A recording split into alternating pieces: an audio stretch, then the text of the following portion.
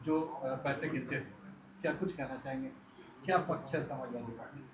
देखिए, हम सब भगवान राम से आस्था रखने वाले लोग हैं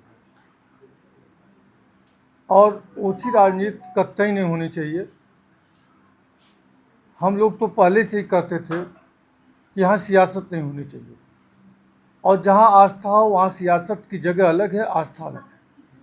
आदमी सियासत करता है देश के विकास के लिए, आवाम जो सुविधा होती है, जैसे घर का मालिक होता है, घर का मालिक बनाया जाता है 5 भाइयों में, तो वह देखता है कि किसके बच्चे के पास कपड़ा है, कहाँ खाना है, कहाँ रिश्तेदारी में जाना है, कैसे खेतों में फसल लगेगी, इन सारे कामों की व्यवस्था देखता है। उसी प्रकार से हमारा मुख्यमंत्री और प्रधानमंत्री और एमएलए एमपी सारे लोगों का काम है।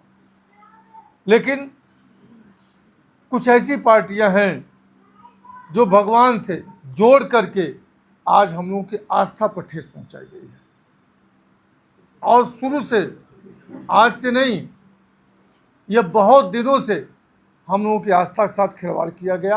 अब तो अति हो गई।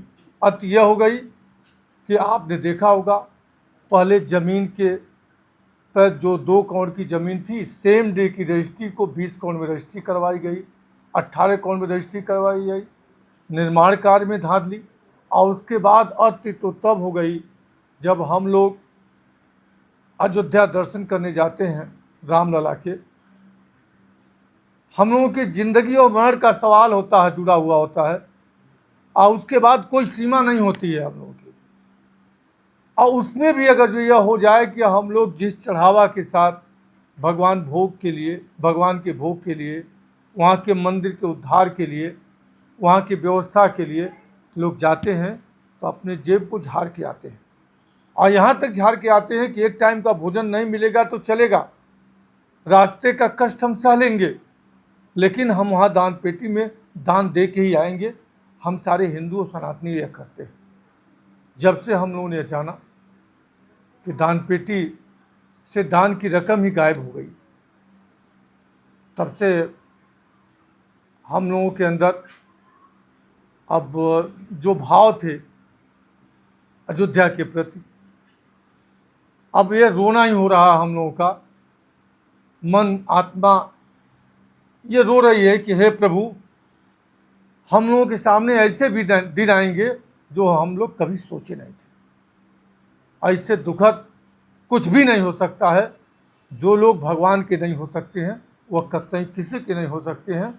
या ऐसे लोगों से सतर्क होने की जरूरत है। मुख्यमंत्री जी लगातार आरोप लगा रहे हैं कि ये लोग जो राम भक्तों के ऊपर गोली चलाए, आज उन्होंने अध्ययन में सभा की, उसमें उन्होंने साफ कहा कि हनुमानगढ़ी पर नमाज पढ़वाने वाले समाजवादी हैं। आज उनको इतनी फिक्र क्यों राम मंदिर की हो रही है? देखिए, वह विषय को विषयांतरित करना चाहते हैं, और इस खेल में ये लोग काफ़ी माहिर हैं। आप तो हमारे मीडिया के साथी हैं, 14 स्तंभ में आईना दिखाना चाहते हैं। हम पूछना चाहते हैं कि जो उस समय जो अधिकारी गोली चलवाया था, उसको उसी अयोध्या में कितनी बड़ी जिम्मेदारी दी गई है, उसका नाम क्या है? आप लोग सब लोग जानते हैं। आप हमको बताइए, आप क्या चाहते हैं? हम लोगों को कितना अनपढ़ समझते हैं आप? हम लोगों को कितना गंवार समझते हैं आप लोग? अब दुनिया जान चुकी है, अब किसी को कुछ बताने की जरूरत नहीं है कि किसके अंदर कितना भगवान के प्रति करुणा है, भाव है, आस्था है। आप गुमराह नहीं कर सकते। ये आग सुलगते हुए बद्रीनाथ तक भी चली गई, जहाँ पे 11 लोगों को वहाँ के जो बीकेटीसी के अध्यक्ष हैं, उन्होंने नोटिस दिया है, शोकॉज नोटिस दिया है कि इस तरह के जो घपले हुए हैं उसमें कौन कौन इन्वॉल्व है और क्या उनका वो है। तो अगर बद्रीनाथ है तो आने वाले दिन में केदारनाथ भी हो, क्योंकि दोनों बोर्ड, श्राइन बोर्ड के चेयरमैन एक ही है। देखिए, हम तो यही कहेंगे कि जिस घटना के बारे में हम लोग जान चुके हैं, हम उसी में बात करेंगे। यह आस्था से जुड़ा हुआ प्रश्न है। हम न बद्रीनाथ जा सकते हैं, न केदारनाथ जा सकते हैं। देखिए, यह बहुत बड़ा विषय है। देखिए, बहुत बड़ा विषय है। हम कहीं ओछी बात नहीं कर सकते। हम ये जानते हैं कि अन्य जगहों पर ठीक होगा। जब तक कि कोई चीज़ सामने आती नहीं है, तब तक हम किसी पर आरोप नहीं लगा सकते। 2027 में क्या ये मुद्दा बन सकता है, चुनावी मुद्दा बन सकता है ये? हम कभी इसको मुद्दा नहीं माने थे, और कभी हम इसको मुद्दा नहीं मानेंगे। आपको लगता है कि भारत के और उत्तर प्रदेश के वो तमाम सारे मंदिरों की अब जांच होनी चाहिए जहाँ पे चढ़ावा जो है अत्यधिक चढ़ता है? देखिए, सत्यता यही है कि सरकार का काम है पारदर्शी रखना। अब इसके बाद भी सरकार नहीं चेतती है तो कब चेतेगी? यह विषय प्रश्न उठता कि नहीं उठता? ये बड़ा प्रश्न है। और केंद्र और प्रदेश में दोनों एक सरकार है। अब उन लोगों के साथ हम लोग कौन सा क्वेश्चन कर सकते हैं? वह वही लोग हैं जो 2014 के पहले भाषण देते थे तो कहते थे कि कश्मीर में आतंकवादी कैसे आ गए, हथियार कैसे आ गए, इनके पास जल सेना, थल सेना, वायु सेना, सारी व्यवस्था मनमोहन सिंह के पास, तो आप कैसे आ गए? तो हम यह नहीं चाहते हैं विषांतरित करना। हम यह जानते हैं कि हम लोगों के भगवान से जुड़ा हुआ क्वेश्चन है। आज जो लोग गलती किए हैं उनको बड़ा से बड़ा दंड मिलना चाहिए। हम यही जानते, हम यही चंपत चाहते राय जी ने इस्तीफा दे दिया, उनका इस्तीफा स्वीकार हो गया। अब आगे क्या चाहते हैं? क्या उनका हैं। इन्वॉल्वमेंट अब भैया, चंपत राय तो इस देश के प्रधानमंत्री नहीं हैं। इस देश के प्रधानमंत्री, मुख्यमंत्री, क्या प्रमुख पदों पर बैठे हुए लोग, जिन लोगों को शासन प्रशासन में जिम्मेदारी है कि ऐसी घटनाएं न हो, क्या वह लोग भी जिम्मेदारी लेंगे? हम यह जानना चाहते हैं आपके माध्यम से।